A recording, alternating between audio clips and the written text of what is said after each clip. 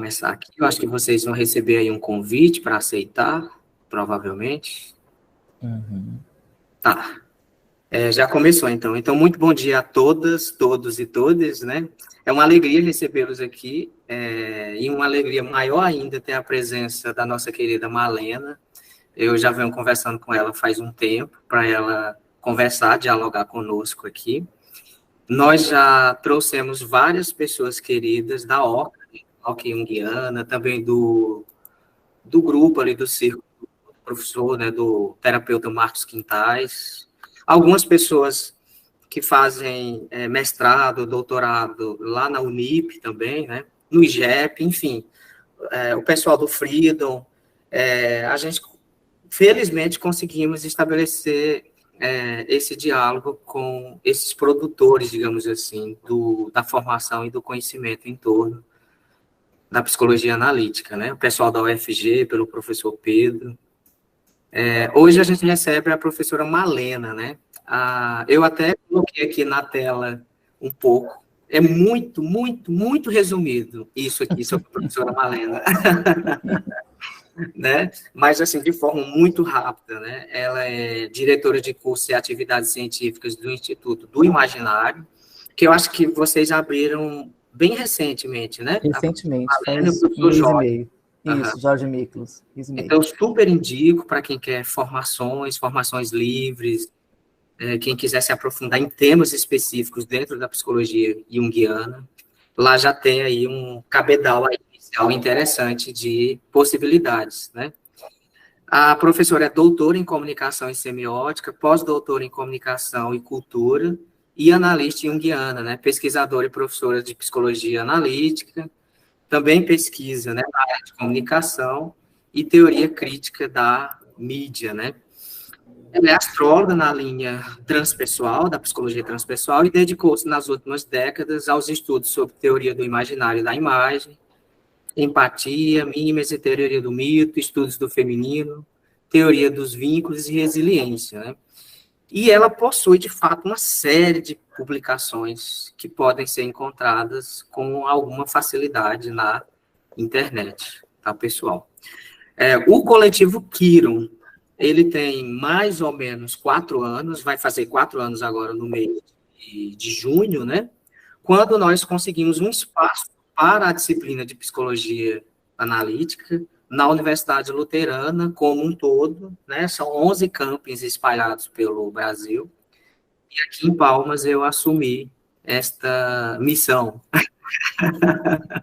Né, desafio. Esse desafio, justamente, né, que foi uma honra, assim, enorme, um prazer, né. Então, nós somos a única instituição do Estado que tem essa disciplina de psicologia analítica, né, são 6 cursos de psicologia no Tocantins, e só essa disciplina, só a UBRA, dentro dessa disciplina, possibilita que o aluno ele se aprofunde um pouco mais na psicologia junguiana. Nós fizemos um coletivo, desenvolvemos um coletivo à parte, né? Então, nós temos a parceria aí da própria Unip, da Universidade Luterana, da rede de livrarias Leitura, né, que tem espalhada pelo Brasil inteiro, da livraria Vozes. A gente conseguiu, assim, uma série de parcerias interessantes e montamos o coletivo. O coletivo tem mais ou menos, né, em torno aí de 60 pessoas, entre estudantes, psicólogos e terapeutas junguianos, né, admiradores. E a gente resolve movimentar a cena com alguns eventos. O ano passado foi muito mais intenso, porque a gente estava com muito mais tempo também. Esse ano, assim, eu não sei o que foi que ocorreu, mas nós conseguimos manter as palestras mensais, né? E agora a gente tem a honra de receber a nossa querida professora Malena, que vai falar sobre esse tema, né, que não se esgota, como ela mesma falou, e não tem respostas fáceis, mas é um tema que inquieta, de certa forma, quem está na área das psicodinâmicas, né, dentro da academia, que tem uma base epistemológica, um método de pesquisa que é diverso, né, que é diferente do método considerado neopositivista, digamos assim, ok?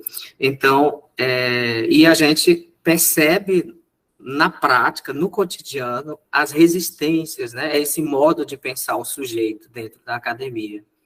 né? Aquele olhar crítico, desconfiado, às vezes que tenta rebaixar, né? Essa semana, inclusive, eu estava conversando com os alunos e uma coisa que me espantou muito, professora, na universidade é que nos cursos de psicologia, pelo menos os que eu estou tendo algum acesso, os alunos estão perdendo a noção de que o curso de psicologia é da área de humanas. Pois é. E lá, quando a gente vai olhar na CAPES, né, na CAPES, no CNPq, não resta dúvidas, né? Então, em todos os organismos que regulam o conhecimento, a ciência, as profissões, é muito claro. E quando a gente vai fazer também a revisão epistemológica, né, fica muito distante das chamadas ciências duras. Mas o aluno, ele meio que está tendo uma dissonância, né, uma desconexão, assim, com a própria história da psicologia. E o reflexo disso a gente percebe no olhar que parte dos acadêmicos tem e dos colegas de desconfiança em relação à psicologia analítica ou qualquer outra abordagem que não produza, entre aspas, evidências, né? Essas evidências a partir desse olhar, obviamente, né? Porque nós produzimos evidências, mas a partir de um outro prisma. E é sobre isso, tá? Que eu gostaria de passar para a senhora. E, mais uma vez, muito obrigado, tá? Por ter aceitado aqui conversar conosco. Obrigado. Eu agradeço o convite, Sonelson, é um prazer estar aqui, e é sempre bom a gente estar conversando com públicos diferentes, com plateias heterogêneas. Eu acho que esse trabalho da divulgação científica, do diálogo e da troca também com parceiros, né, que estão aqui, que também são pesquisadores e tal, é sempre tão raras, né? Na verdade é rara, porque as pessoas falam, mas poder dialogar mesmo, abrir para debate, conversar, não é sempre tão fácil de encontrar. Eu queria só assim, contextualizar um pouquinho a minha experiência dentro desse ambiente universitário, para vocês entenderem um pouquinho de que lugar eu estou falando e qual é de onde eu estou tirando, né, um pouco de qual vivências eu estou tirando essas ideias que eu vou trazer aqui, a minha própria experiência, que também vai vir muito, de alguma forma, é um pouco de relato pessoal também, esta fala aqui. Eu estou na universidade, né, desde 1988, que eu estou na universidade, que eu comecei a dar aula.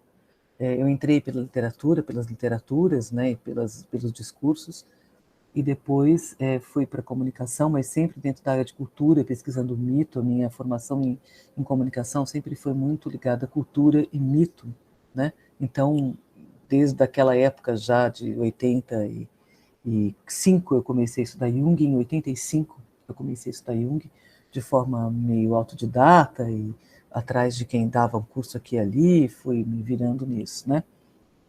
E sempre todo meu percurso acadêmico, né, do mestrado, doutorado, pós-doutorado, sempre foi dentro dessa perspectiva de pensar o que o Edgar Morin chamaria da interligação dos saberes, né?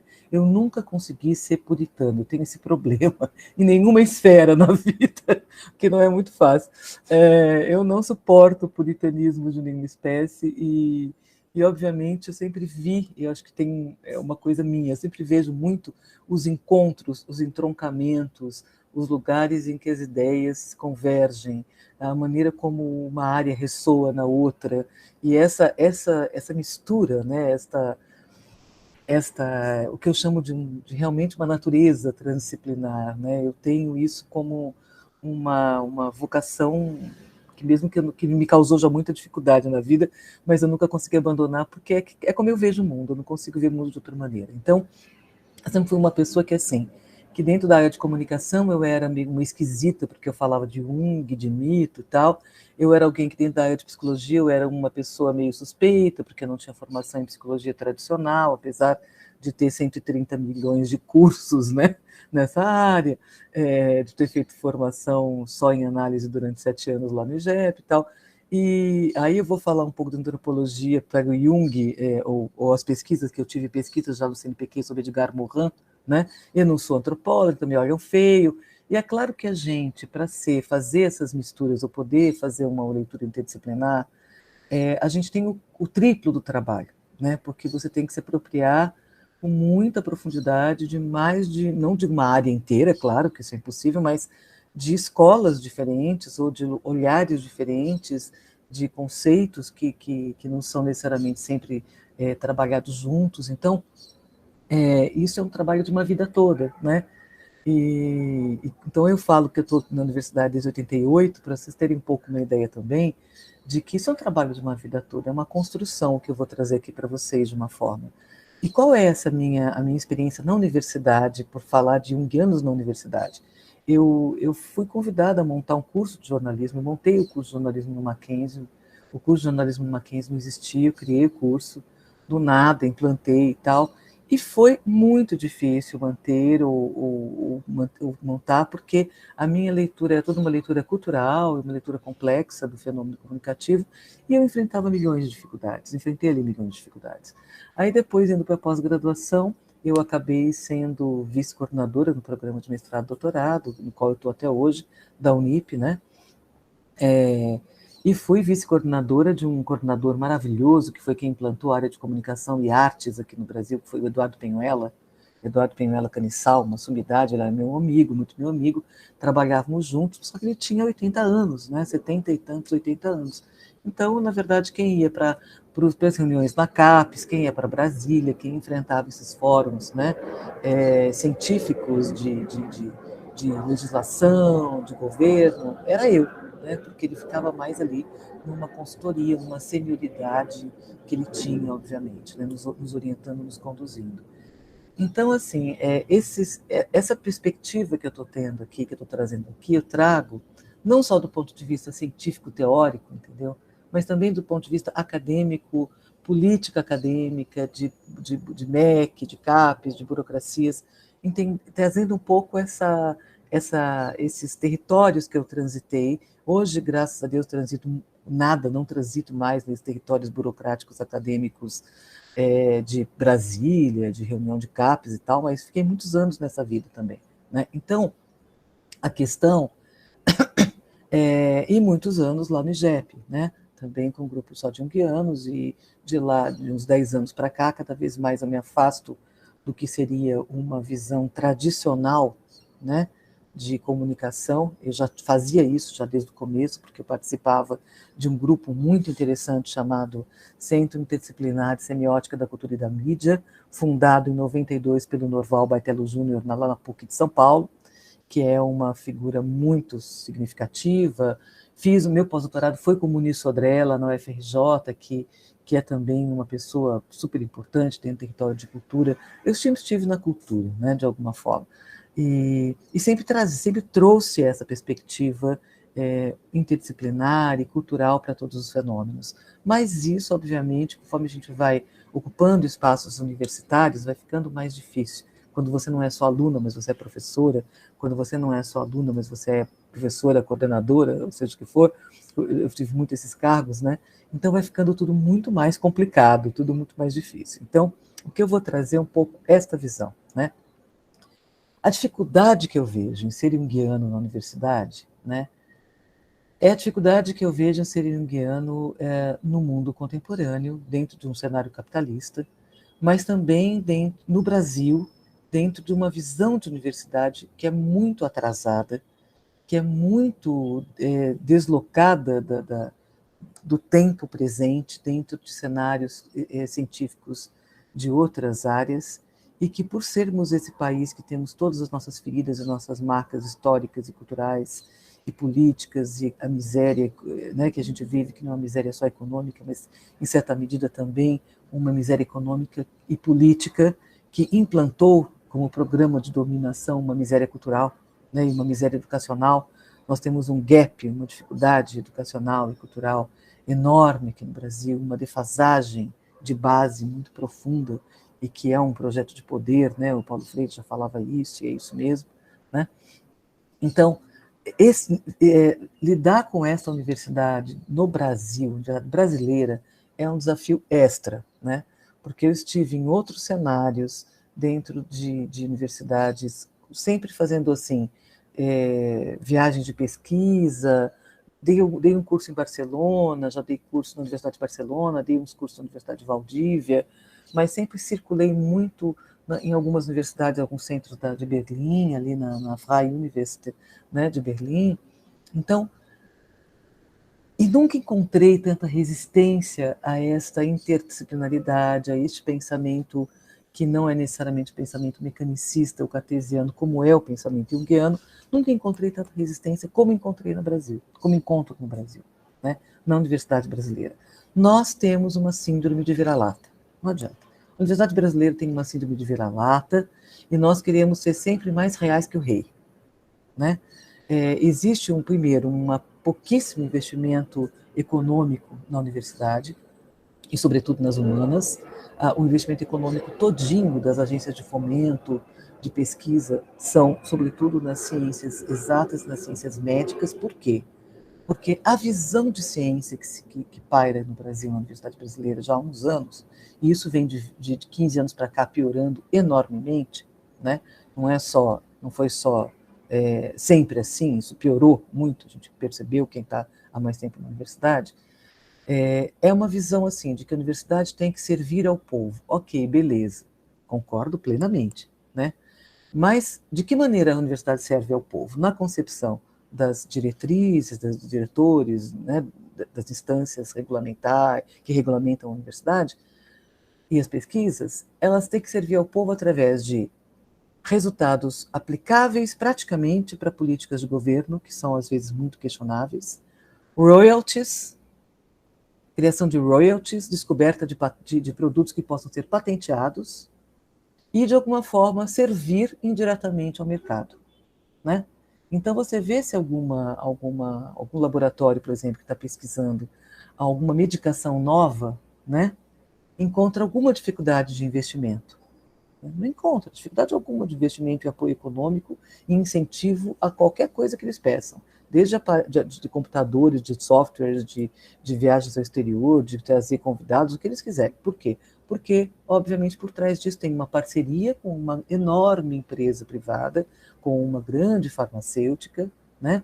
Há uma parceria com uma farmacêutica que, de alguma maneira, vai chegar e vai se apropriar daquelas descobertas para lucrar milhões com medicações. Então, a gente tem hoje uma situação em que a universidade, a pesquisa, está refém do mercado.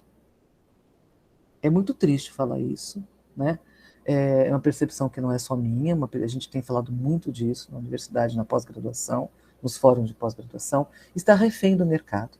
Então, o que significa que, né, áreas como psicologia ainda é um pouco menos, mas como comunicação, ciências sociais, história, que não vão gerar royalties, patentes, e que se o conhecimento for bem pesquisado, bem elaborado, ele não vai ser subserviente ao capitalismo no mercado, ele vai tensionar, ele vai criticar, ele vai apontar os problemas, ele vai diagnosticar as tragédias civilizatórias que muitas vezes esse paradigma econômico e político gera. Ele não vai ter apoio econômico de ninguém, de nenhuma empresa, né? Ele vai ficar exclusivamente na mão dos governos, das agências de fomento quererem jogar algumas esmolas para a pesquisa, né?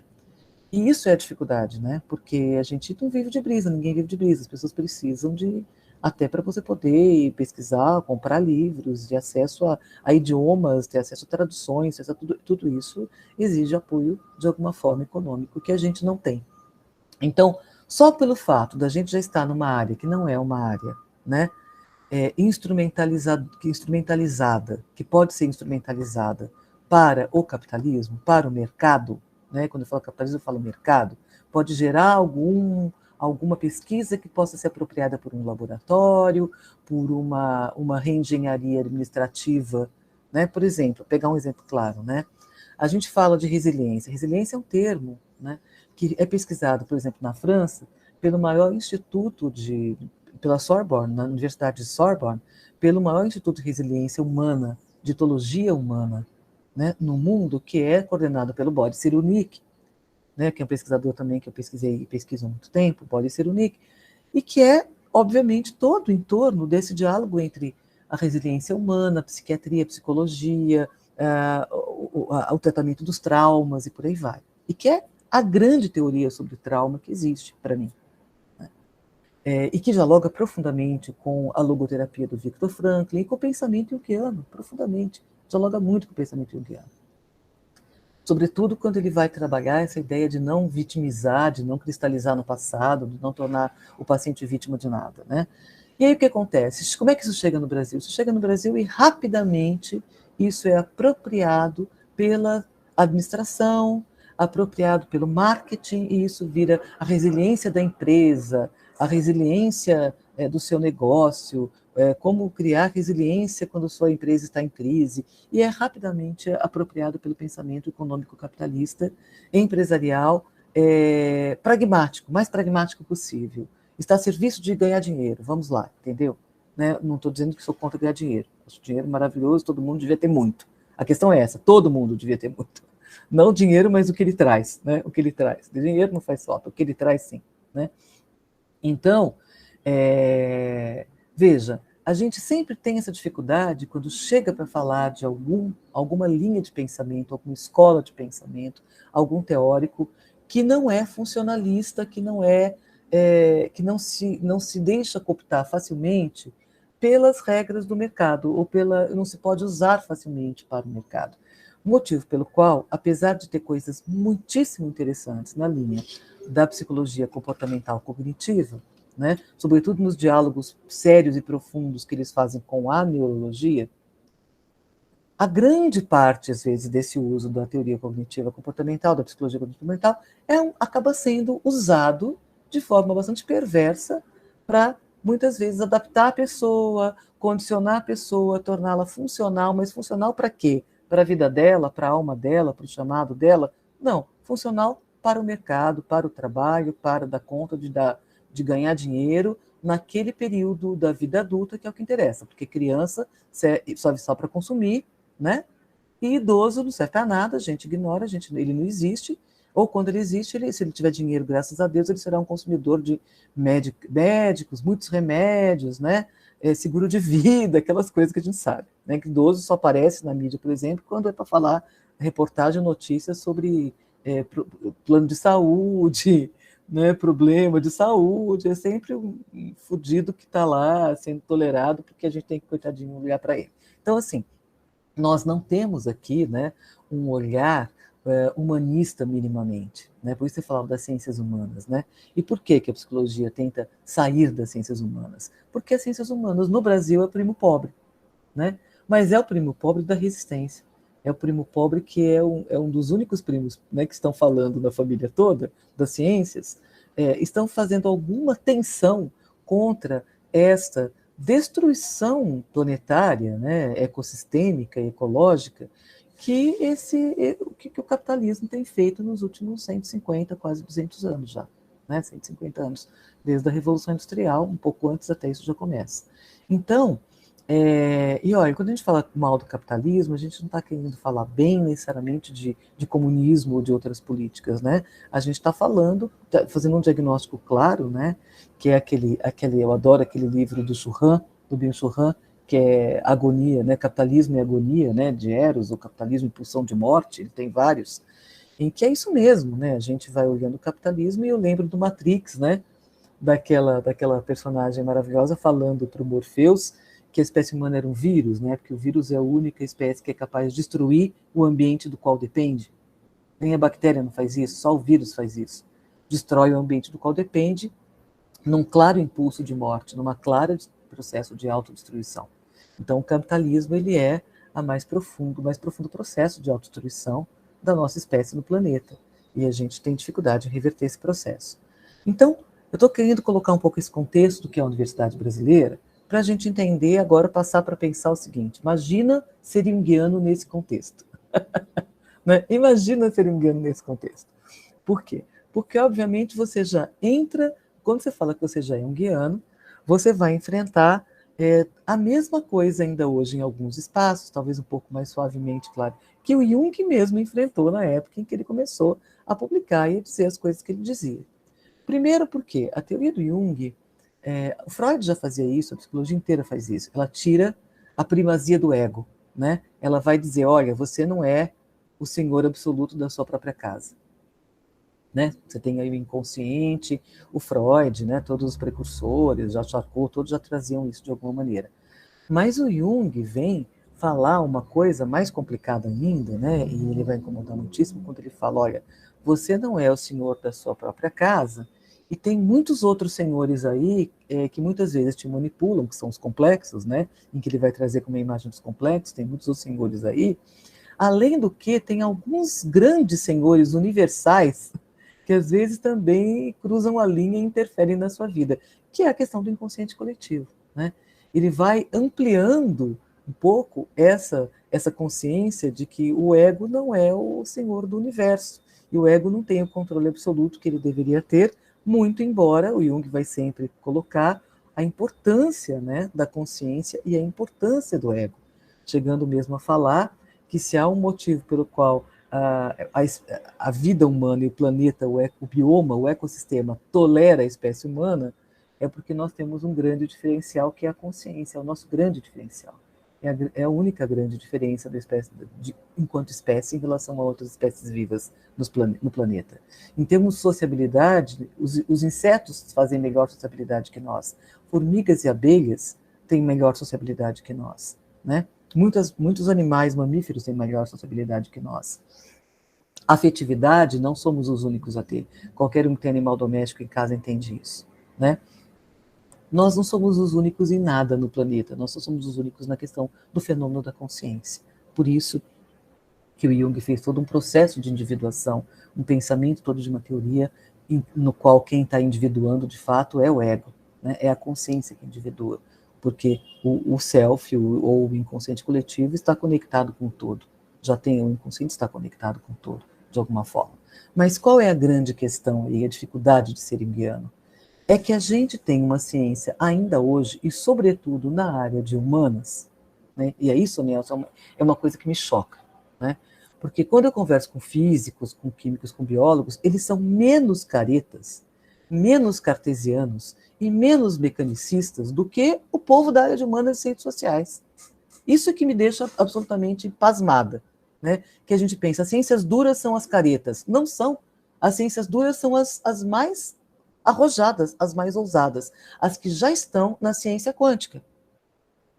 Enquanto a gente ainda está na ciência moderna, que começa com Descartes no século XVII. Nossa tragédia começa com Descartes no século XVII. E não é que ele é o culpado de uma tragédia, não.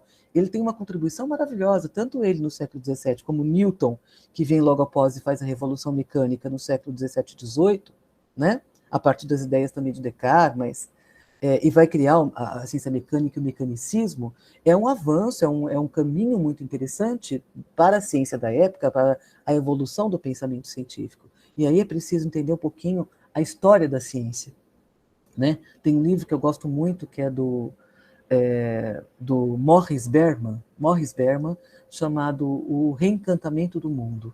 Tem duas partes, o Reencantamento do Mundo.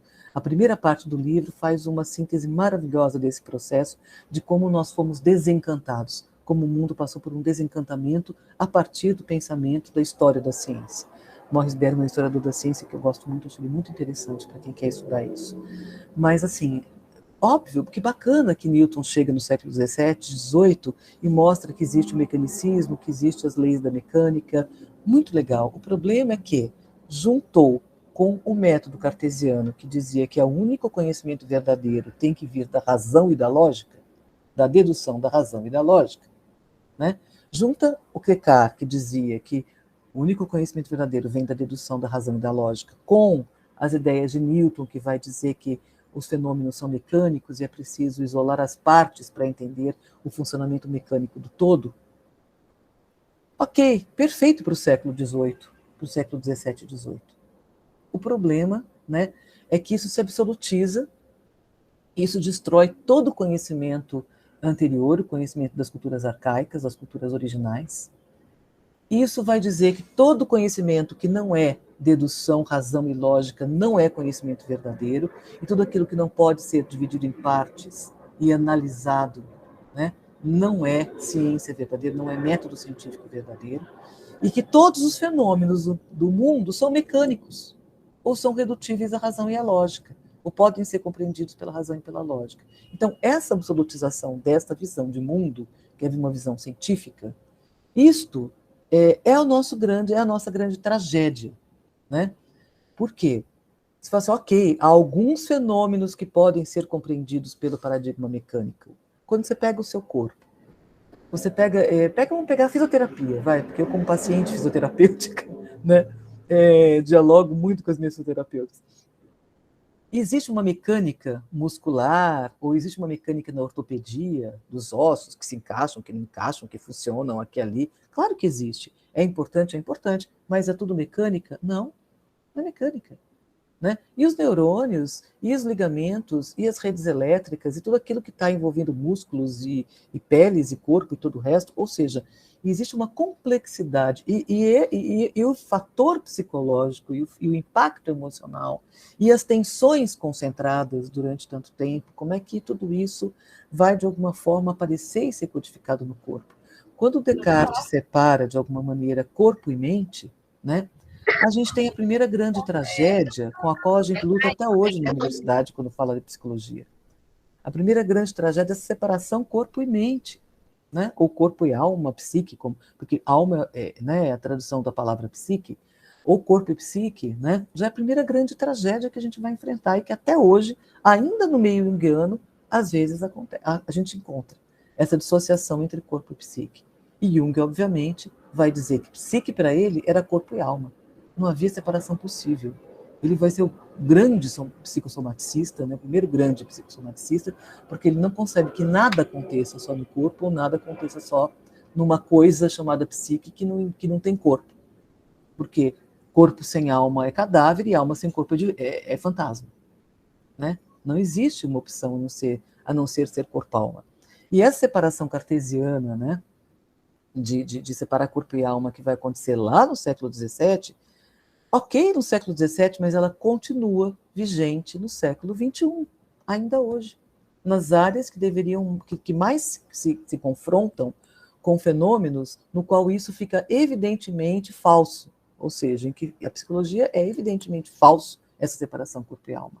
Né? O Jung, todo o trabalho do Jung foi nessa direção de demonstrar isso claramente. E toda a psicologia vai trabalhar com isso claramente. Né? Então, só que aí o que acontece? Né? Acontece que a gente ainda está preso de uma visão de que a coisa, para ser científica suficiente, para ser pesquisa de verdade, para ser suficientemente científica ou ter credibilidade científica, ela tem que ser cartesiana. Até o formato do trabalho que a gente tem que entregar na graduação, no mestrado, no doutorado, nos lato sensu, são cartesianos. A monografia, né? A tese, a dissertação, é um formato cartesiano, em que a gente tem que forçar a barra violentamente para conseguir definir qual que é o seu objetivo, delimite o objeto, como que você delimita um fenômeno que não tem limite? Você arbitrariamente delimita. Toda delimitação é absolutamente arbitrária. Eu crio um muro aqui em volta disso aqui e vou tentar agora criar todo um discurso lógico, racional, para justificar que os limites são de verdade aqui. Mas não são. Eles poderiam ser lá, os limites poderiam ser outro lugar também. Então a gente fica preso o tempo todo dessa necessidade de servir, de botar o nosso pensamento a serviço de uma forma, né? De um método científico, que se chama de método científico, que é um método cartesiano. Né? O Edgar Morin, já há 50 anos atrás, começou a escrever uma grande contribuição, que eu acho que é a maior contribuição possível para a ciência no mundo e que ninguém entendeu direito, uma obra de 8 volumes, chamado O Método, em que justamente ele fazia o quê? Com muito trabalho, com uma expertise, não é à toa que ele vai ganhar o prêmio no final do século XX como o maior pensador do século XX na Europa. Ele vai propor um método alternativo ao método cartesiano, para que a gente se liberte dessas caixinhas. E ele vai, para isso, fazer uma grande interligação dos saberes. Né? E ele vai falar do método da complexidade. Ele propõe um método da complexidade como um método científico alternativo ao método cartesiano. Isso chega na universidade brasileira? Não chega. Não chega. Vai você fazer os meus textos, todos na minha vida. Eu sofri da maldição do ensaio. Né? Todos os textos que eu fazia, eu só falava assim, mas isso não é bem um artigo, isso é um ensaio. Isso não é bem monografia, isso é um ensaio. Por quê? Porque eu nunca era suficientemente cartesiana. Que para ele significava nunca ser suficientemente científica. Né? Então, eu tinha que ser 2 vezes mais científica, ou seja, eu tinha que conhecer 2 vezes mais inclusive estudar a história da ciência, métodos científicos, que foi o que eu fui estudar, para poder argumentar o porquê que eu estava sendo científica dentro de uma ciência da complexidade e não dentro de uma ciência cartesiana que deveria, a rigor, estar morta há pelo menos 3 séculos. Né? E que a gente mantém como um cadáver inerte que engessa o pensamento radicalmente. Bom, então você tem esse cenário e você tem um Jung que vai basicamente trazer como centro da teoria dele o quê? A emoção. A emoção e o afeto. Toda a teoria dos complexos dele, né, que é ele pensa a psique a partir da teoria dos complexos, a partir de uma estrutura de organização móvel e viva e pulsante, mas que é movida pelos complexos, tem um complexo como central, é a partir da emoção. Ele fala, complexo né, é formado pela questão do impacto afetivo, da emoção, das experiências que se agregam em torno de um núcleo emocional, em torno de um núcleo afetivo, de uma memória afetiva, né? Quando ele traz a emoção para o centro de todo o pensamento da psicologia e a emoção chama o corpo, e por que a emoção chama o corpo? Porque a palavra, até pela palavra, gente, às vezes a gente ignora a etimologia das palavras que são tão importantes. A palavra emoção vem de movere, tem como raiz a palavra move, que dá origem a movimento. E movere, de onde vem a emoção, significa aquilo que me move, o que me move, né? Então, emoção é corpo, emoção é movimento, por isso que ele vai dizer que quando alguém está com um complexo constelado, há sinais físicos claros, há sinais corporais, a tensão muscular, a rubor, né? A pressão sobe, o estômago dói, dá nó na garganta, seja o que for, né? A gente tem sintomas físicos. Por quê? Porque a emoção é o núcleo do complexo, de alguma forma, junto com a imagem e emoção, né? Quem vai estudar Jung tem que estudar imagem e emoção, estudar profundamente o que é imagem e emoção. Aí vai entender o Jung a fundo. Senão vai ficar na superfície, né? O complexo emocional e a imagem, né? E aí a gente vai para a imagem, né? Então aí você pega um Jung que já traz uma perspectiva dessas, e que vai ser absolutamente empírico, mas muito intuitivo, e vai trabalhar muitas vezes com a indução também, né? Você vai ter um pensamento absolutamente anticartesiano, né? Contra-cartesiano. Porque muitas vezes o que vai se trabalhar, e o fenômeno psíquico ele vai postular, é um fenômeno essencialmente paradoxal. Não dá para você reduzir uma razão lógica em que haja uma conclusão de um silogismo lógico, porque 90% do que a gente vive emocionalmente e dentro do sapiens demens, do caráter mental, né, nosso, é paradoxal. Vamos pegar o vínculo. O vínculo é a essência do paradoxo. Nós somos seres gregários, vinculares, e a essência do paradoxo. Nós amamos e odiamos a mesma pessoa ao mesmo tempo. Até porque quando a gente ama muito alguém, a gente fica tão vulnerável àquela pessoa que a gente odeia ficar tão vulnerável assim. E aí, por isso que a gente ama né? A gente odeia de paixão, né? E a gente ama odiosamente às vezes. Então, a psique humana é a essência das contradições. E essa busca do ego, né? Pelo controle, pela razão, pela lógica. Isto é importante em alguns momentos para conseguir se mover dentro da realidade, do princípio da realidade, mas isso é muito frágil. Na verdade, isso é uma pequena ação, uma pequena parcela muito frágil de todo o fenômeno psíquico, e a gente é invadido o tempo todo por todo um universo paradoxal, um universo que é imagem, que é poesia, que é beleza, que é tragédia, que é dor, que vem do inconsciente e que não é razão em nenhum momento, né? E que não consegue em nenhum momento ser explicado pela lógica ou pelo paradigma científico mecanicista ou cartesiano, né? Então, é um sofrimento a gente estar no consultório.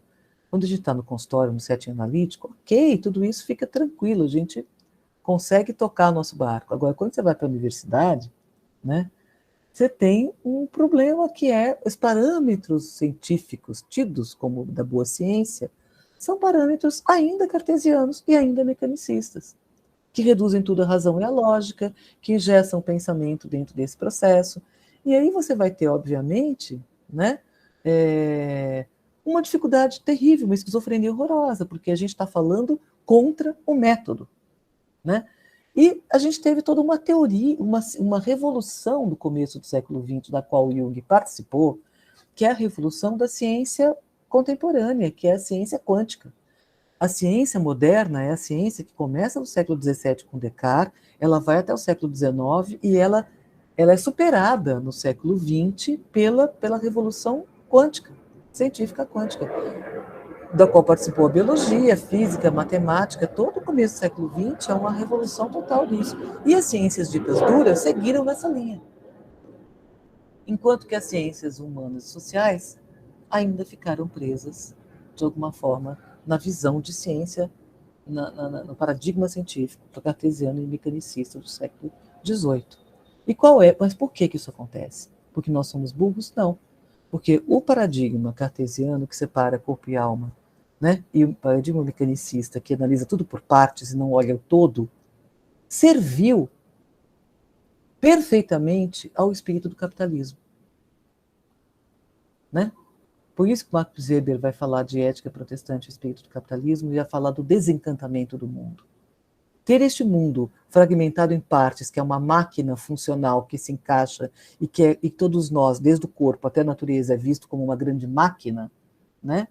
É muito conveniente, porque se o corpo e a natureza não é morada dos deuses, se o corpo e a natureza não é uma potência anímica, se o corpo e a natureza não é uma criação divina, seja de que deuses forem, é muito fácil a gente transformar a natureza toda em matéria-prima, como vai falar o Wilhelm Flusser. Né? Eu desencanto o mundo para poder transformá-lo em objeto e não em sujeito. A separação sujeito-objeto do cartesianismo. Para transformá-lo em objeto. E a partir do momento que ele é objeto, eu posso transformá-lo em matéria-prima e liguem as máquinas, né? Vamos lá. Revolução Industrial, ela é gerada, de alguma maneira, por essa visão de mundo do paradigma cartesiano e mecanicista. E ela vai ser aqui, né, o que vai inaugurar em grande escala, vai fazer funcionar o espírito do capitalismo. Né?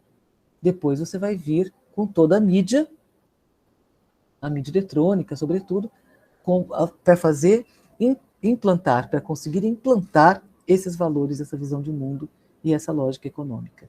Então você tem aí, nessa visão de mundo mecanicista cartesiana, nessa visão econômica do capitalismo e nas ferramentas midiáticas, o crime perfeito. Né? E um alimenta o outro. Porque um depende do outro. Então eles são parceiros que se retroalimentam para continuarem vigentes, destruindo as nossas vidas, via de regra, né? Acabando com a gente, né? Destruindo o planeta, causando essa hecatombe ecológica que a gente vive hoje, esse índice absurdo de depressão e ansiedade, esse índice absurdo de dependência de medicamentos, de consumo de medicamentos. É óbvio que isso serve a interesses econômicos claros dessas indústrias farmacêuticas que patrocinam a ciência e que vão dizer o que é ciência de verdade na nossa área. Né? Porque ciência de verdade é o que serve ao interesse deles. Entende? Não é aquilo que vai dizer, né, que você tem um potencial imaginativo, um potencial de imaginação simbólica que vai promover uma cura, talvez tanto quanto uma medicação. Né?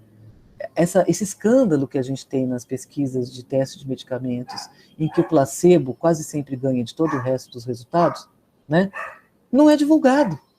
Né? Isso não é divulgado. O remédio que mais funciona em todos os testes de medicamento, via de regra, é o placebo, gente. O que é o placebo? Né? O placebo é você acreditar que está tomando uma coisa boa quando aquilo lá é água com farinha. Né? É a tua conexão com a cura interior, com o arquétipo do curador interno. Né? É a imagem de cura que vem naquilo. É a imaginação que aquilo pode despertar sobre você mesmo, sobre o seu processo de cura. Né? Isso ninguém fala. Pergunta se divulga isso de alguma maneira. Né? Pergunta se alguém que não é da nossa área tal vai saber disso. Né? Não, acredita-se piamente. Então, por isso que aquele benzimento, né, que a mulher benze você e te dá água, né, aquilo tem a mesma chance de funcionar do que a última medicação criada para o teu problema. Né? Se você for uma pessoa suficientemente imersa no universo imaginário e simbólico. O problema é que nós somos tirados, a cada dia mais, da nossa potência imaginativa e simbólica. Nós vivemos num mundo sem imaginação, num mundo dessimbolizado, pobre de símbolos, e nós somos cada vez mais impedidos ou não incentivados a ter o nosso tempo de imaginação, o contato com o imaginário, o contato com as imagens internas. A gente despreza os sonhos, a gente despreza os sinais, a gente não olha para os símbolos. Os símbolos fazem parte de culturas esquecidas que ficaram no passado. Ou seja, é muito complicado, né? A gente está sendo junguiano, que vai resgatar, o Jung vai resgatar exatamente as culturas arcaicas, ele vai resgatar o simbólico, ele vai resgatar a imaginação simbólica, o pensamento simbólico, a potência da imagem simbólica, a potência da emoção, porque isso vai totalmente na contramão de todo o percurso científico, histórico, até o começo do século XX. Então, quando você vai ler, você pega, por exemplo, um livro, né, de um cientista quântico para ler, e tentando um livro de divulgação científica, em que ele explica o que é a física quântica, por exemplo, você reconhece ali muito mais imaginação, muito mais simbólico a construção do pensamento, do que você pegar um livro um manual de psicologia que vai ensinar como é que a gente faz uma anamnese, por exemplo, de um paciente em clínica, né? Ou de psicologia educacional, que vai falar do desenvolvimento psíquico da criança. Então, essa ênfase no cognitivo, né, não é uma ênfase no cognitivo de verdade, é uma ênfase na razão lógica, mecanicista, cartesiana. Se fosse no cognitivo de verdade, já teriam entendido, como entenderam todos os neurologistas, né, que não existe nenhuma possibilidade de nenhum pensamento lógico-racional desinvestido e mobilizado por emoção, que não seja desinvestido e mobilizado por emoção. Qualquer pensamento possível é investido e mobilizado de emoção, mobilizado por uma emoção e investido de emoção.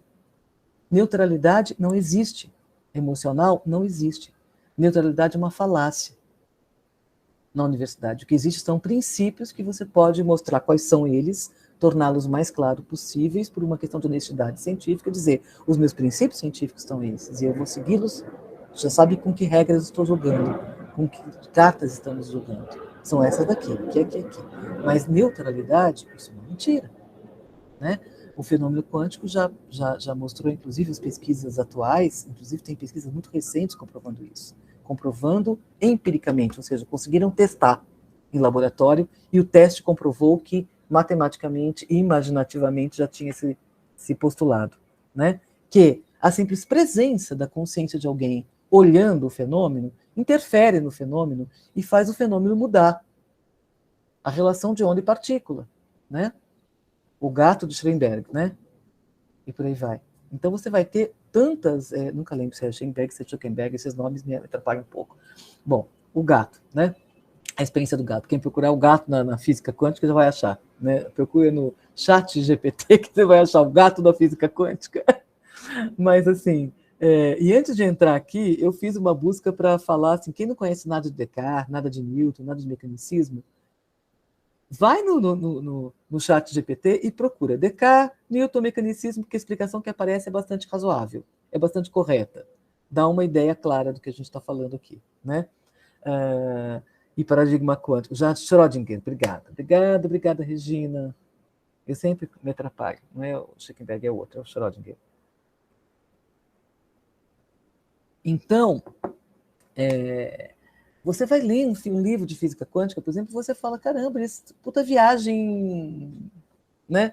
Viagem sensacional, assim, você se põe a imaginar, é imaginativo. Você vai para a astrofísica, né?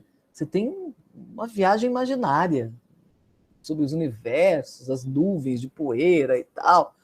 Aí você vai, né, para as ciências sociais, para a psicologia, você vai ter os testes e você tem os quadradinhos em que você tem que escolher uma opção para ver qual é o seu tipo, para ver qual é a sua categoria, para ver o que você não tem, o que você tem, o teste de QI, não sei o quê.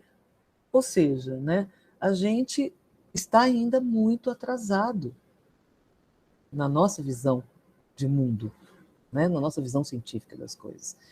E dentro da universidade, então, o que você vai ter? Você vai ter os queridinhos, né, dos cursos de psicologia de regra, que quase sempre ou é a psicanálise tradicional, porque o Freud tem lá o seu respeito, Lacan, eles criaram uma escola muito forte politicamente no Brasil, sobretudo, né, e isso garante lá um lobby de respeito nas universidades, né, porque é o que se tinha de clínica há 50 anos atrás, 60 anos atrás, o que se tinha de clínica mais forte era isso, né? E aí se mantém a tradição da clínica tradicional psicanalítica de base freudiana ou lacaniana. E você tem os novos queridinhos, que são os queridinhos da cognitivo-comportamental, porque são pessoas que trazem resultados concretos, né? Que trazem, adapta facilmente a pessoa, ou traz, claro que em algumas situações, e algumas estratégias e técnicas da cognitivo-comportamental são muito interessantes e são muito boas. E para tirar a pessoa, às vezes, de um limbo total, para começar a tirar ela do limbo total, talvez funcione muito, muito bem, sim, muitas coisas, em muitos momentos, com muitas pessoas. Mas não dá para reduzir, né, a psique a isso. Essa é a questão. Pode ser uma técnica, não é uma visão de psique, efetivamente. Essa é a diferença. Se confunde uma técnica com uma visão de psique, com a concepção do fenômeno psíquico. Isso não dá para fazer, né? Então, esses são os novos queridinhos, porque são práticos, é pragmático. Veja, as pesquisas em cognitivo comportamental, elas são extremamente usadas pela publicidade e o marketing. Quem é da área de comunicação sabe que a publicidade, o marketing, a economia, e como a ciência política, veja o que aconteceu aqui no Brasil com os algoritmos, né? E com a psicologia de massas, com o condicionamento de massa psicológico que a gente teve aqui sendo utilizado, né, na eleição, nas eleições anteriores, não nessa aqui na anterior, e nos 4 anos que a gente teve do governo anterior, né, foi esses usos todos, esse uso da mídia como que a gente viu para manipular massas, para gerar fake news, para gerar uma pós-verdade, tudo aquilo que a gente tem falado, e isso é absolutamente pautado em pesquisas científicas da psicologia, das massas, de como a massa reage, de como você cria a ilusão de verdade, como você cria... Tudo isso é profundamente utilizado para isso. Então, pesquisas que trazem dados muito concretos nesse sentido são muito utilizáveis por interesses desse tipo, e por isso elas são queridinhas, né? E por isso elas recebem muito apoio de pesquisa, de investimento, do que for, porque os resultados dessa pesquisa serão concretos, né? E serão absolutamente aproveitados pelos perversos, né? Essa é a questão. Serão muito usados pelos perversos. Então, isso é o subtexto, o subtítulo que não aparece, né? E quando você vem com o fenômeno da psique propriamente dito, que é a imaginação, o imaginário, a alma, a emoção, e esse território enorme de inconsciente, que significa dizer desconhecido, né? Como é que a gente pode defender dentro de uma visão tão pragmática assim, né? Que no fundo, a gente nunca vai conhecer a psique, né? Ou pelo menos por enquanto, né? Que nunca se pode conhecer de fato. Que a gente tenta organizar o pensamento daquilo que a gente já conhece, e tem alguns caminhos que são muito bonitos, que dá para seguir, mas que conhecer o fenômeno psíquico e a alma humana, não vamos, né? Jung vai ser muito humilde nesse sentido de dizer: eu estou sempre frente a um grande desconhecido, estou sempre me deparando com a minha ignorância frente à psique, ao inconsciente. Eu estou sempre sentindo, sabendo que eu estou lidando com algo que eu não domino e que eu não sei exatamente o que é, né? Porque se é inconsciente, a gente não sabe o que é. Então, ser junguiano nesse contexto, né, Nelson, é muito desafiador. E vai requerer o quê? Que você seja um pouco nerd, né? Você vai ter que ser um pouco nerd. Por quê? Porque para estudar Jung já tem que ser meio xarope, meio nerd, porque ele é tão erudito, ele trabalha com tantas referências complexas, né? Mitologia, alquimia, ele vai trabalhar com princípios da física quântica, da sincronicidade, ele vai falar tantas coisas, tem que ser um pouco nerd para já estudar Jung. Jung não é aquela coisa manual, com regrinhas, não, né? Já é um trabalho de fôlego, né? Ele escreveu muito, ele produziu muito, então você tem que lidar já com fôlego, é um trabalho para muitos anos. Então, Steven Maneiro utilizou para criar fake news, com certeza, não tenha dúvida disso, tenho certeza disso. Então, assim, você vai vendo já isso. Aí você vai, de alguma maneira, trazer o Jung para a universidade, né, em que você tem que entender com o que você está lidando, que é com esse pensamento cartesiano mecanicista, você tem que entender o que é o pensamento cartesiano mecanicista. E você tem que ter um método alternativo para propor. Né? Para dizer que você não vai fazer isso, você vai fazer um outro método. Que método é o seu? É o método da complexidade? Então vamos lá estudar o método da complexidade. É outra dificuldade, às vezes. Porque é complexo também, não é simples. Né? Então tem que ser um pouco nerd, ou seja, você tem que gostar de estudar. Por isso, né, que as pessoas que não estudam o suficiente, ou que não querem, não gostam de estudar o suficiente, elas gostam de dizer que o Jung é esotérico, Jung é esotérico, é místico, Jung não é ciência, é religião, é sei lá o quê, entendeu? Né? Por que elas gostam de fazer isso? Né? Porque para que elas entendam que o Jung está propondo uma nova perspectiva científica, a partir de uma nova perspectiva científica, de uma ciência não cartesiana, ela vai ter que estudar muito. E ela não vai estudar muito, ela não entende história da ciência. Ela não sabe o que ela está falando, na verdade, né? Ela está ancorada num método único, que é o método cartesiano. Então, tudo aquilo que não é científico a partir do método cartesiano não é científico. Logo, Jung não é científico. Né? O Jung é muito místico, é muito esotérico, é muito sei lá o quê. Agora, assim, esse assunto, gente, é interminável, né? A gente poderia ficar aqui horas falando, né? Eu acho que eu já falei 1 hora quase, né? Então, vamos abrir para as conversas, ok? Que às 11h30 eu preciso encerrar isso mesmo. Meio-dia. Que ótimo, professora. Que prazer, né? Médica. Vamos abrir aqui para as coisas. Vamos lá. Aqui já algumas pessoas já se manifestaram, né, para fazer perguntas. A Patrícia Scal, depois o Marlon e o Henrique na sequência, né? Então vamos lá, Patrícia. Olá, estão conseguindo me ouvir? Estamos. Sim. Uhum. Então, antes de qualquer coisa, muito obrigada, a doutora Malena, pela conversa, pelas clarificações, enfim, tudo muito interessante. A minha pergunta, eu acho que tem um pouco mais, talvez uma certa provocação, no sentido de trazer para essa conversa aquilo que eu entendo como sendo um dos desafios maiores hoje. Eu sou antropóloga, né?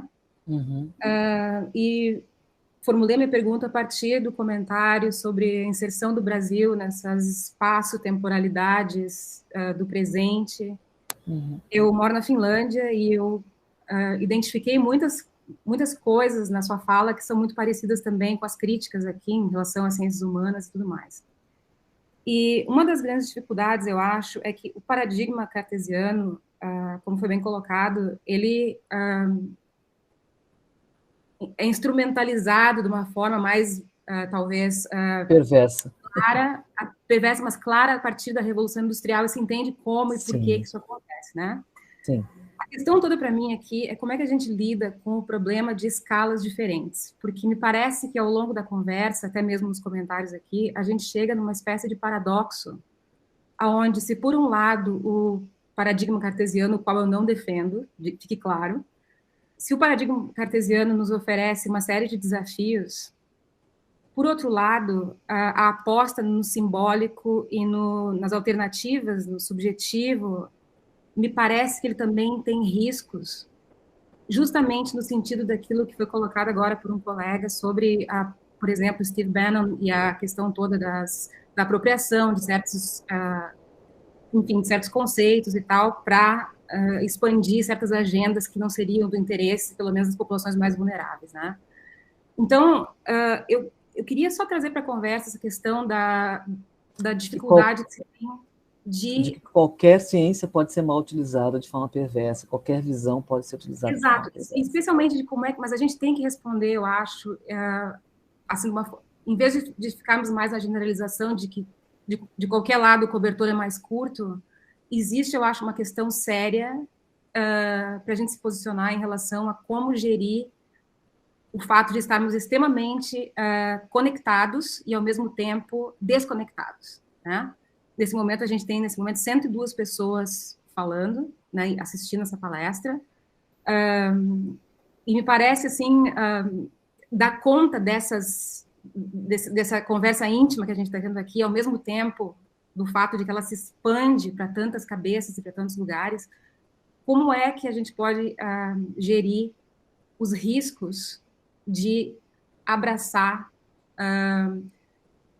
métodos que podem ser, que apelam mais, talvez, para o simbólico e para o subjetivo, quando a gente não tem condições de dar conta também das personalidades carismáticas que vão ser as primeiras, talvez, a se valer desses princípios para levar populações inteiras para caminhos que talvez não sejam os mais construtivos. Então, fica essa questão, nem um lado nem o outro, né? Como que a gente gerencia os paradoxos de escala? Essa seria a minha questão. O que você traz é uma questão política, né? Eu acho que, assim, nenhuma ciência, ou nenhum pensamento, ou nada pode estar descolado, ele funciona por si só sem uma atuação política. Nós estamos falando de valores, né? Aí que é importante você pensar em valores e pensar numa atuação política. Então, eu acho que é claro que, né, tudo pode ser usado perversamente a partir de valores errados, de políticas desonestas, políticas autoritárias, mas o que eu acho é o seguinte, mesmo que se queira usar alguma coisa assim, por que muita gente se permite ou se contagia tão mais facilmente dessas manipulações, como fez o Steve Bannon, do que outras pessoas que não se contagiam tão facilmente disso?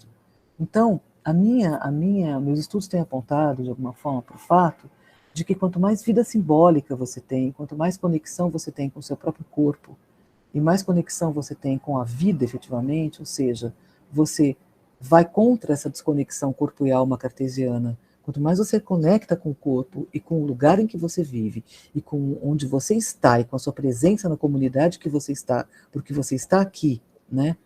E mais vida simbólica você tem, contato com arte, contato com imaginação, contato com poesia, contato com sonhos, quanto mais você está conectado a isso, menos facilmente você se deixa convencer por manipulações de massa, da psicologia das massas. Então, existe aí o que a gente tem falado de um rebaixamento cognitivo, né? Existe aí um rebaixamento de consciência e um rebaixamento cognitivo. É muito fácil você contagiar psiquicamente com estratégias perversas de marqueteiros políticos, pessoas rebaixadas cognitivamente, rebaixadas, com a consciência rebaixada. Você não consegue fazer isso tão facilmente com pessoas que estão com outro grau de conexão, entendeu? Então, a palavra que você usa, conexão, eu acho fundamental, porque é conexão com o próprio corpo, é conexão com a comunidade, é conexão com a realidade, é conexão com a natureza, é conexão em vários níveis, conexão com o universo simbólico, com o inconsciente, porque isso te torna aberta a que muitos antídotos cheguem até você no momento em que um veneno desses tenta te afetar, entendeu? Não tem segurança absoluta, vai ser arriscado, vai ter risco sempre, né? A gente tem que orar e vigiar o tempo todo, né? Ficar olhando para si mesmo, se analisando o tempo todo, conhecendo a si mesmo, e isso é a necessidade da gente fazer essa análise, a terapia para isso, é para você estar atento aos seus próprios processos, porque quanto mais você está cega a seus próprios processos internos, mais facilmente você se deixa seduzir por promessas falsas, por ídolos, por falsos gurus, por líderes. Eu falava, não é à toa, né, que uma figura que os homens, os presidentes, os líderes políticos autoritários e carismáticos, entre aspas, mas sobretudo autoritários, né, os quase ditadores, são tão queridos por uma parte da população aqui. A gente tem um problema de complexo paterno violento nesse país, em que existe uma quantidade absurda de certidões de nascimento sem o nome do pai sequer. Então, a ausência paterna e todo esse processo, as feridas do patriarcado, predispõem pessoas a estarem emocionalmente, se deixarem fascinar por uma figura de um pai que, ainda que seja agressivo, que seja ditatorial, é sentido como alguém assertivo, é sentido como alguém firme, sabe? Alguém que não é banana, o pai que nunca teve, entendeu? Então você vai ter que entender essas complexidades dentro de uma perspectiva do uso de teorias perversas para as massas, que tem muita coisa aí sendo usada, mas existe uma forma da gente se blindar? Não, 100% não existe, jamais. É arriscado? É arriscado, mas o que tem sido provado é que quanto mais vida imaginativa, quanto mais vida interior, quanto mais autoconhecimento, menos você se deixa arrastar por contágios psíquicos perversos, como que a gente viu aqui.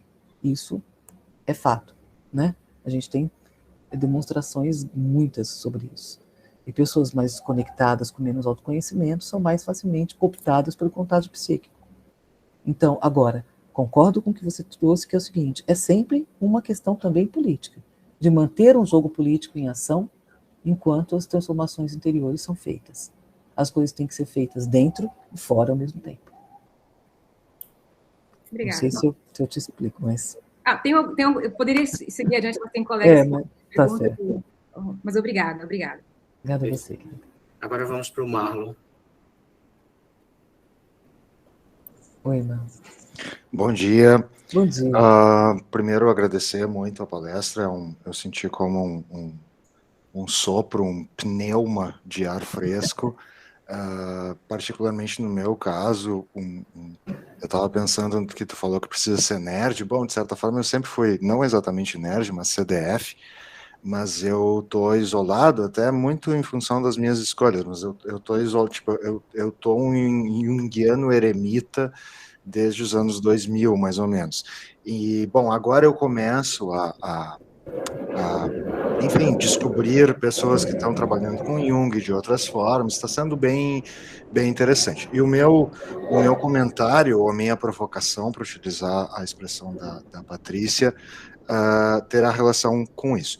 Primeiro, um pequeno parênteses, eu acho que eu vi o anúncio da palestra no Instagram a partir do Miklos e do Freedom ou algo assim, que eu desconhecia. Isso, que eu desconhecia. E aí eu fui olhar lá, no Lattes de vocês, etc., e eu fiquei abismado, assim, mas eles fazem um trabalho muito parecido com o que eu fiz no meu doutorado, e eu absolutamente desconhecia, assim. Então, eu acho que vai achar interessante, talvez as pessoas também. No meu doutorado em psicologia social, eu fiz algo muito parecido com o imaginário, focando no consumismo, imaginário de consumo. Tem toda uma perspectiva junguiana meio por trás. Na real, eu não escondia, eu assumia, assim, mas foi muito difícil. Imagina, né? Psicologia social do trabalho e organizacional. Então, essa é uma característica bem da minha trajetória, eu acho que da trajetória de muita gente, de tipo, eu tive que ir para outros lados, assim, eu fui para psicologia social e etc. Bom, essa tese virou livro, eu acho que tu acharia muito interessante, que é isso, é uma análise do imaginário de consumo, como ele produz subjetividade e identidade como mercadoria, utilizando o conceito de sonhos de consumo. Então, de certa forma, opondo sonhos como manifestações do inconsciente e mensageiros dos deuses, como era antes, ou seja, tem toda a questão do inconsciente por trás, e sonhos de consumo como um simulacro que fabrica... Marlon, coloca depois o nome do seu livro aqui no chat, porque aí a gente vai... Coloco até um link ali. Tá. Bom, o comentário que eu queria que tu comentasses, tu focaste bastante na questão do cartesianismo como ethos, como princípio, digamos, da academia. Mas eu estou vendo cada vez mais digamos, um outro princípio tomando a academia, especialmente as federais, eu diria, na minha experiência. As privadas eu acho que são relativamente mais abertas, que é esse novo ethos, digamos, sei lá, pós-moderno, de wokeismo, identitarismo, etc., etc., especialmente nas humanas.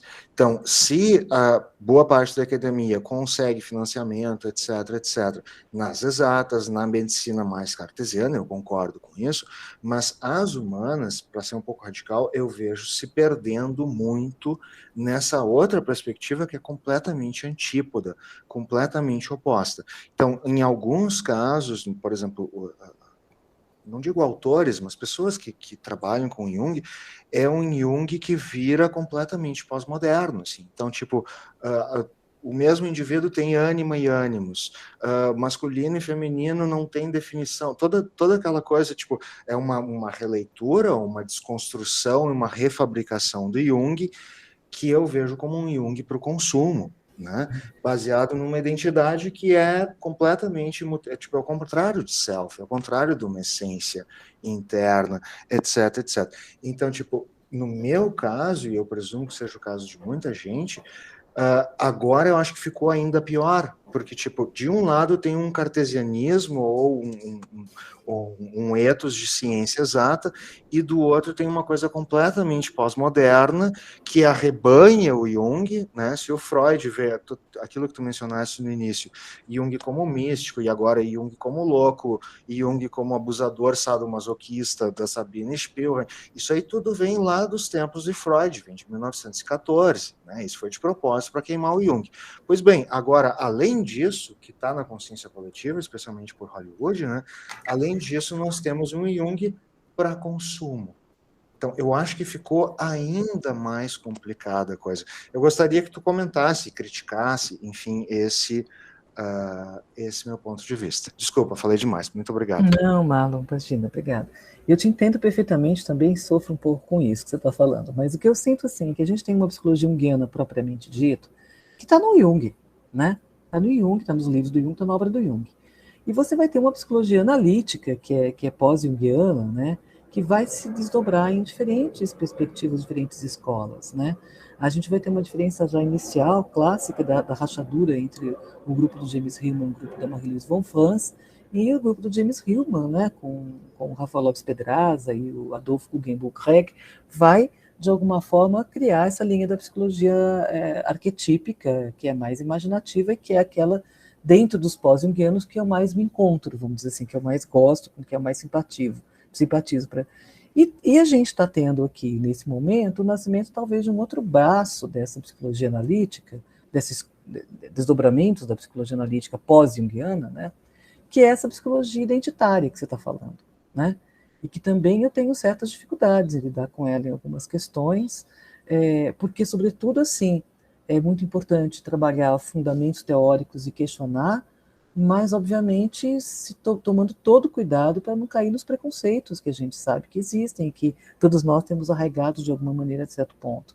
Então, é um pisar em ovos o tempo todo, mas é um pisar em ovos necessário também, né?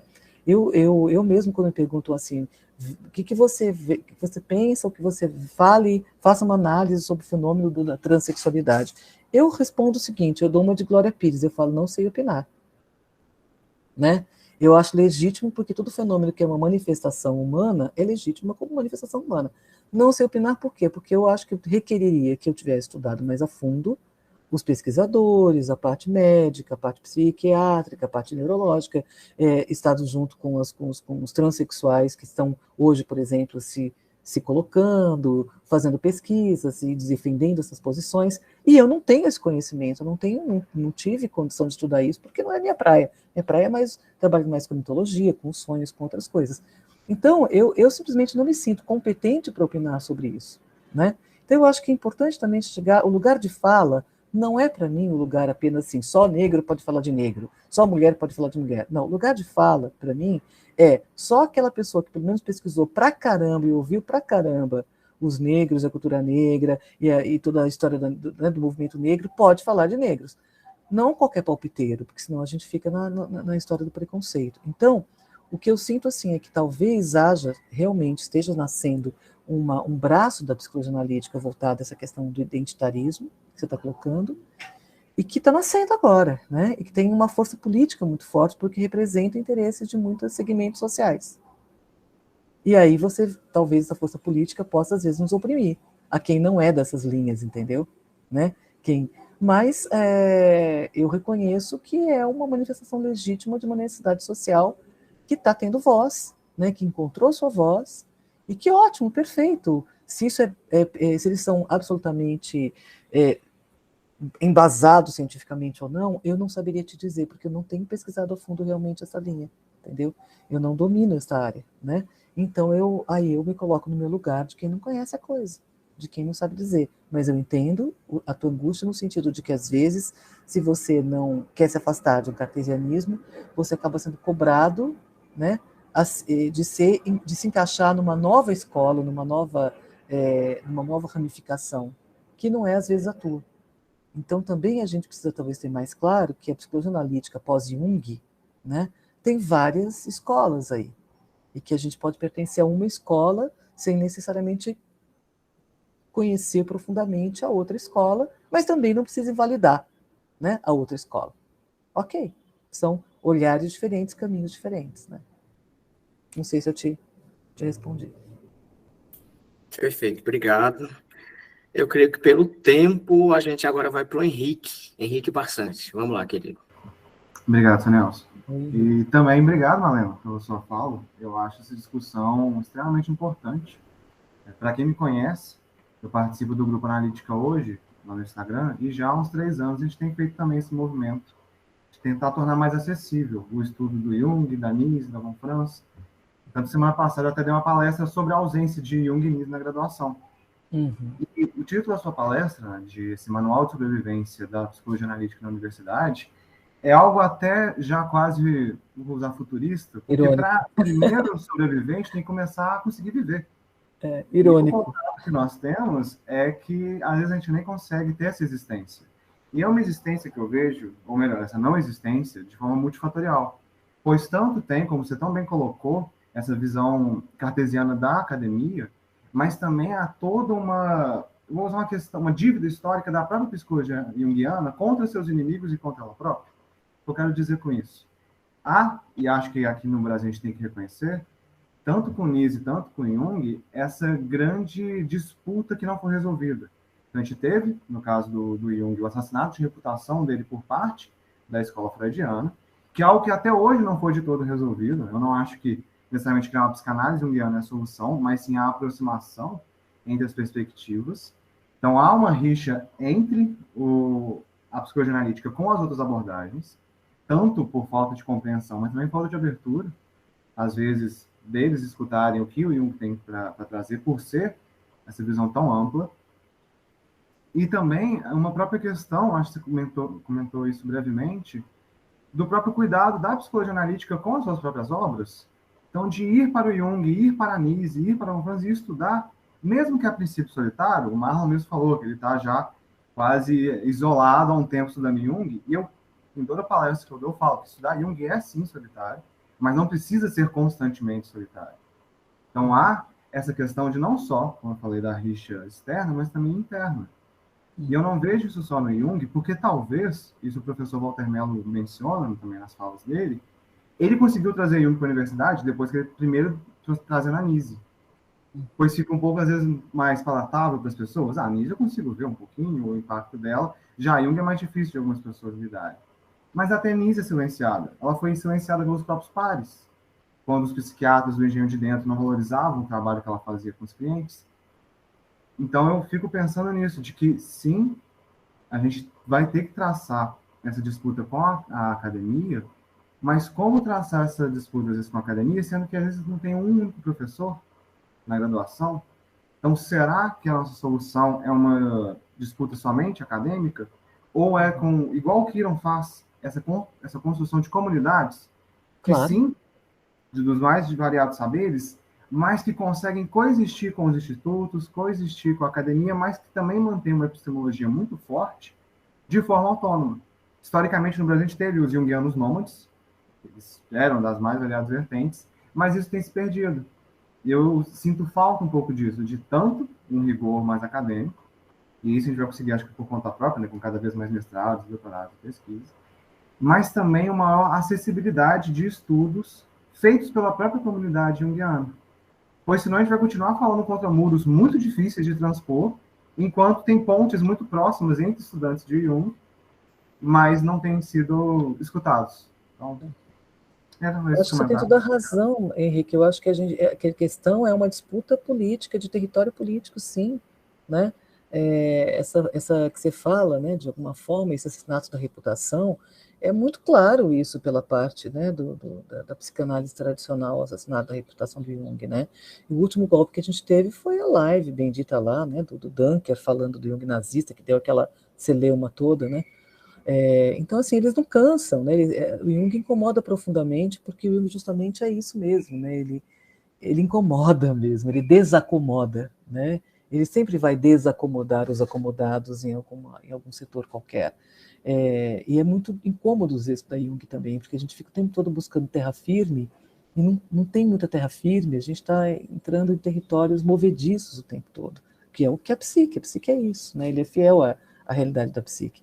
Agora, eu concordo plenamente com você, eu acho que existe um fenômeno dentro do campo educacional brasileiro e mundial, que por um lado é bom e por outro lado é perigoso.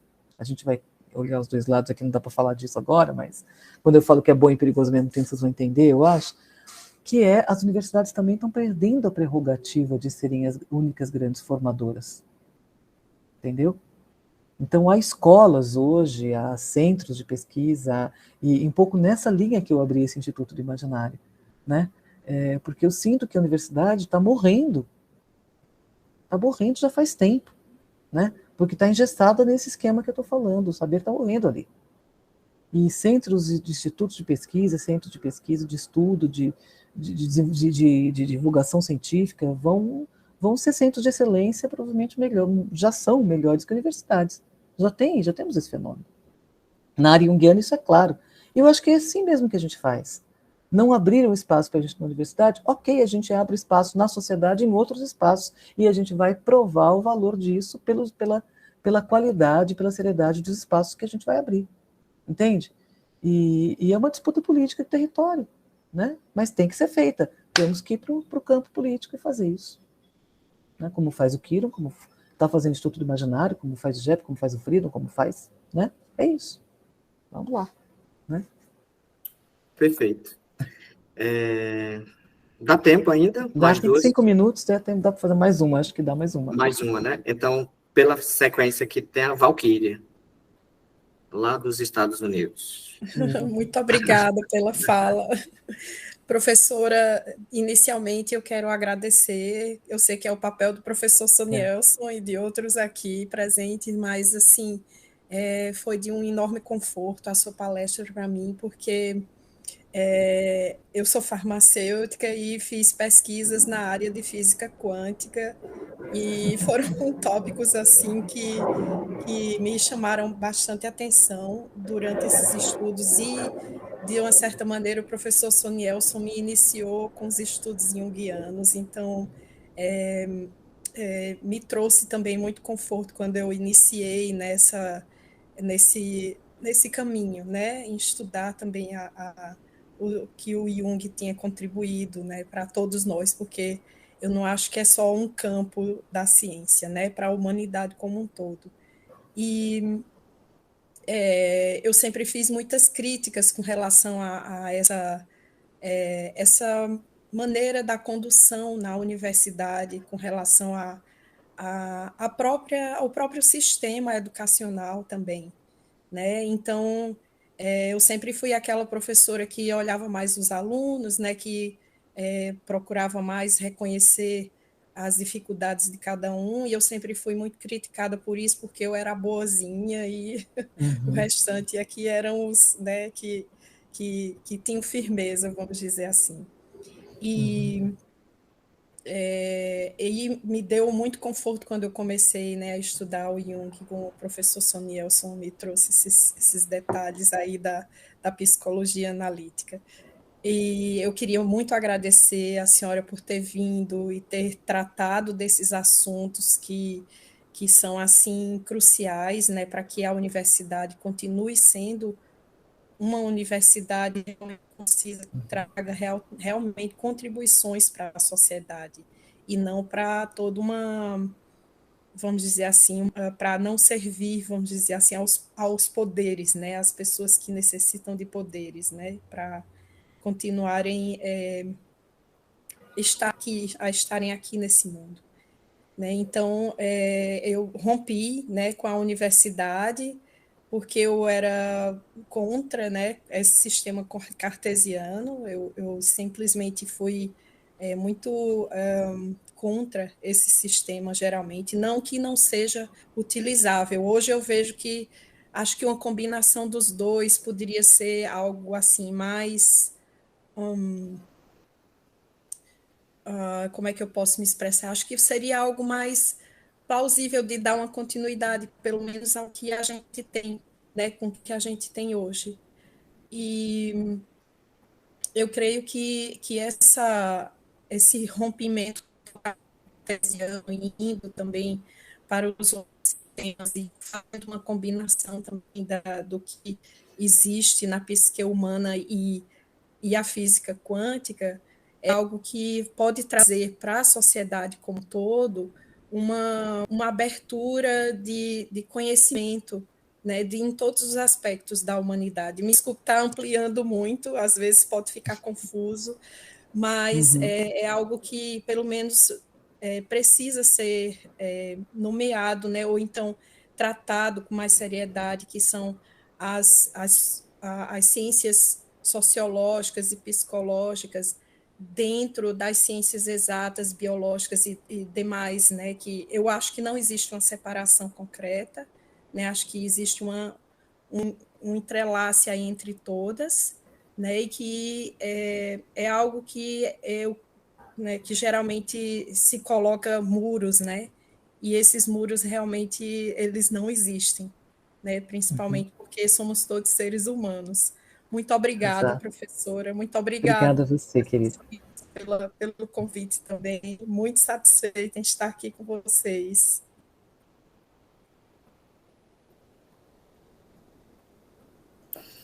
Muito obrigada, Malena, pela sua palestra. Deu margem para maiores reflexões, tá? Obrigada, Espero querida. também e conto contigo em uma próxima palestra para a gente estar trocando ideias, porque hoje vai ser muito mais corrido, né? Mas tudo que você falou encaixou principalmente no autoconhecimento. E até hoje eu estou tentando me equilibrar esse autoconhecimento para que a gente, não é que você totalmente blindada, mas a gente passa a ter uma percepção do mundo diferente, das pessoas diferentes. Sou muito grata, tá, pela sua palestra de Eu que hoje. Muito agradeço. obrigada, viu? Obrigado. Obrigada, Sônia. Valeu. Gente, é isso. Professora Malena, muito obrigado, tá, pelo seu tempo aqui conosco, 1h30, mais ainda, eu acho que talvez. Que bom poder te ouvir, tá? É até um refrigério, né? Como se fosse um up. Nós precisamos fazer essas trocas, né? A professora Malena e o professor Jorge Miklos, né? Só para lembrar, para quem entrou depois, abriram, né? Montaram o Instituto do Imaginário com muitos cursos dentro dessa lógica, né? De uma ação mais efetiva para conseguir arregimentar mais pessoas em torno deste olhar do mundo. E foi uma honra recebê-lo, tá? Eu espero que a gente consiga fazer mais eventos em conjunto no próximo semestre ou no próximo ano. Será uma alegria imensa, tá? Em nome do Kiron, da Universidade Luterana. Obrigado, tá bom? Eu que agradeço a todos vocês. Eu acompanhei como eu pude também as conversas aqui no chat, muitas colocações inteligentes, interessantes, e é um prazer, foi um prazer, Sônia. Eu estou sempre aberta quando puder vir, quando vocês me quiserem para falar. Eu costumo ser uma pessoa que me coloca o mais disponível possível, né? Porque eu acho que é nosso papel também, a gente tem que, né, levar o conhecimento, levar o que a gente, partilhar o que a gente conseguiu juntar, né, durante tantos anos de vida, com o maior número possível de pessoas que estão interessadas nesse assunto, porque é a nossa paixão, né? Então, quando a gente tem paixão por uma coisa, a gente gosta de falar dela, né? Eu que agradeço vocês, viu? Obrigado. Obrigada a todos. Obrigado a todo mundo, tá? Que ficou. A gente teve umas 120 pessoas que conseguiu assistir. Quem não conseguiu assistir, né, de forma síncrona, vai ficar gravado. E logo a gente vai disponibilizar o link aqui do Meet, né, da gravação, ou também lá no canal do YouTube. Tá bom? A gente vai divulgar aí nas redes. Eu vou passar para a professora Malena também a gravação. Obrigada, querido. Muito obrigado, tá, gente? Tchau, tchau. Beijo, gente. Até. Beijão. Tchau, tchau.